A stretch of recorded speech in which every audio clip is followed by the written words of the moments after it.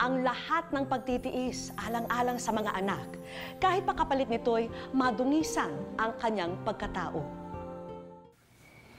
Sorry.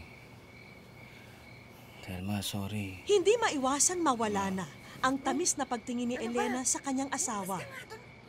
Bilang asawa, obligado pa rin ba si Elena na ibigay ang gusto ng kanyang mister? Lumabas ka na nga doon. Bakit? Asawa pa rin naman kita.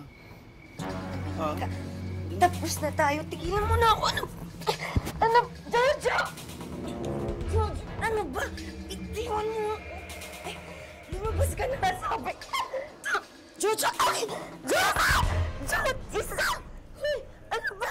Walang hiya ka talaga. Isa!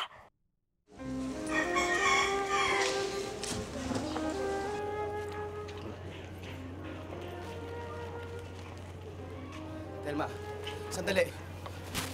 Sorry sa nangyari. Kahit mamatay ka pa ngayon, kulang pang tadtarin yung buong katawan mo, pambayad sa lahat ng sakit na dinulot mo sa akin.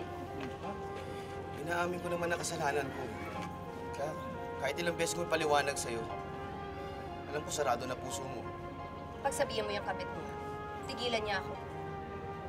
Sabihin mo sa kanya, huwag niyang antay mapuno ako ba kung ano magawa ko sa kanya. Thelma.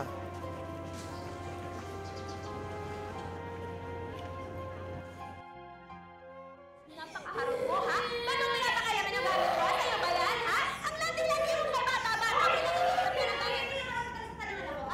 Hindi masasaktayan kung hindi siya nangyayaram ng gamit na may gamit. Hindi pa rin yung dason para saktan mo anak ko. Eh, di pagsabihan mo manang-manang kasi sa'yo. Ako matagal na ako nagtitimpi sa'yo, ha? Ha? Ikaw kasi, pagsabihan mo yung anak mo, masyadong mahal na pera. Di ba sinabi kasi yung mga ng anak ko, ha?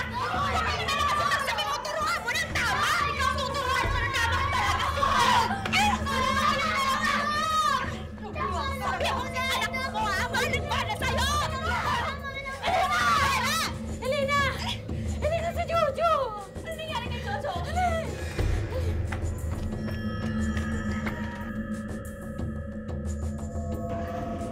Bumulaga sa kanila si Jojo na wala ng buhay. Aksidente siyang nasagasaan ng sasakyan. Tulungan niyo kami! Ano ba tinitingin ninyo? Tulungan niyo kami! Jojo! Jojo!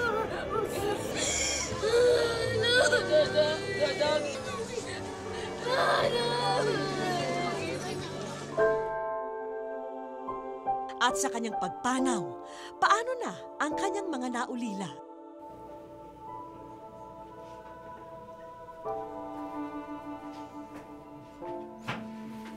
Nay. Anong ginagawa ng babae niyan dito, ha? Ha? Bitawan mo ako! Bitawan mo ako! Daming taong kakahiya. Ano ka ba? Hoy, anong ginagawa mo dito? Ha? Anong karapatan pupunta ka dito? Sino ka? Ha? Kabit ka lang! Galang ginawa po yung bangkay ni Jojo. Hoy! Igalang mo ang anak ko!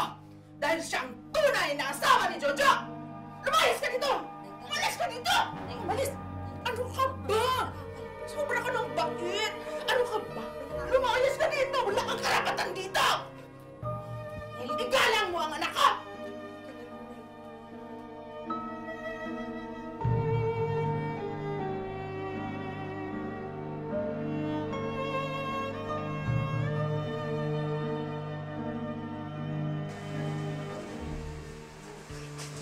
Anong balak mo ngayon? Dito pa rin po kami titira ng mga bata. Sayang naman po kasi, Nay, kung iiwan namin to. Kaya nagsusumika po ako para mabayaran ko po yung hulog. Kung hindi lang may sakit ang tatay mo, luluwas na ako rito at sasamahan ko kayo ngayon. At ako mismo ang papalayas dyan sa babaeng yan! Nay, naku, huwag na ho. Salamat na lang. Pero mas mabuti pang alagaan niyo na lang po si tatay. Ako na pong bahala dito. Alagaan niyo po si tatay para madali po siyang gumaling. Ayaw mo ba talaga paalisin yung babaeng yan dito? Na importante po sa akin, may kanya-kanya po kaming buhay dito. Hindi po kami nagpapakailamanan.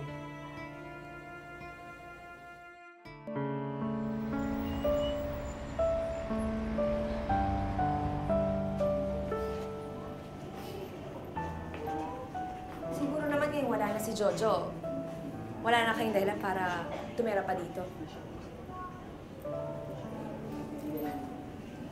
Ano sabi mo? Ang sabi ko, pwede na kayong umalis. Bakit kami aalis? Asawa ako ni Jojo. Kami ang nagpundar nito, kaya amin to.